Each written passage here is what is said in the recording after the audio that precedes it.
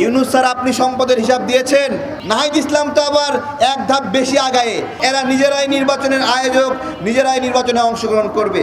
আজকে সেই জন্য দেশকে বিক্রি করে হলেও ওরা আবার এমপি হতে চায়, দেশের স্বার্থ বিক্রি করে হলেও ওরা চায় ওদের আসনটি। আমরা সেটাই বলছি যে এই সরকার আসার সময় বলেছিল খুব বড় বড় গলায় যে নিয়মিত সম্পদের হিসাব দেবে। ইউনূস স্যার আপনি সম্পদের হিসাব দিয়েছেন। আসিফ নজরুল স্যার আপনি সম্পদের হিসাব দিয়েছেন।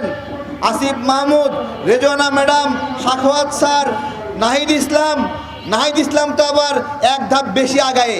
ও যখন চাকরি ছাড়ে তখন ওর ব্যাংক অ্যাকাউন্টে ছিল মাত্র 30,000 টাকা, আর বিকাশে ছিল 10,000 টাকা, এবং সেই 30,000 টাকা দিয়ে গত 6 মাসে রাজনীতি করতেছে।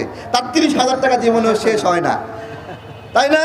তো এই হলো আমাদের সত্য বালকদের অবস্থা। সত্য বালকরা দেখায় বিকাশে মানে হলো 10,000 টাকা আছে আর ব্যাংকে 30,000 টাকা, কিন্তু আপনার হলো রেঞ্জ রোভার নিয়ে ঘোরে, ল্যান্ড ক্রুজার নিয়ে ঘোরে, এবং একসঙ্গে 10টা-15টা ল্যান্ড ক্রুজার গাড়ির দাম কত বলেন তো? 1 কোটি টাকা দামের নিচে আছে নাকি? হ্যাঁ, রেঞ্জ রোভার 1 কোটি টাকার নিচে আসেনি বলেন? দেখেন, তাহলে এরা বলতেছে এরা হলো সত্য বালক, কিন্তু সত্য বালকের পিছনের অন্ধকার জগৎটাকে একটু দেখবেন আপনারা। সেটা দেখা যেত যদি এরা নির্বাচনে অংশগ্রহণ না করত, কিন্তু এরা নিজেরাই নির্বাচনের আয়োজক, নিজেরাই নির্বাচনে অংশগ্রহণ করবে। আমরা জাতীয় নাগরিক জোট থেকে বিএনপি, জামাত, গণ অধিকার পরিষদ, গণসংহতি, আমাদের নাগরিক ঐক্য, আরও অপরাপর দল যারা আছে, যদি আমরা বুঝি যে আপনারা এই ছাত্র উপদেষ্টা বা উপদেষ্টাদেরকে নির্বাচনে জায়গা দিচ্ছেন, নির্বাচনের সুযোগ দিচ্ছেন, আমাদের লড়াই আপনাদের বিরুদ্ধেও হবে।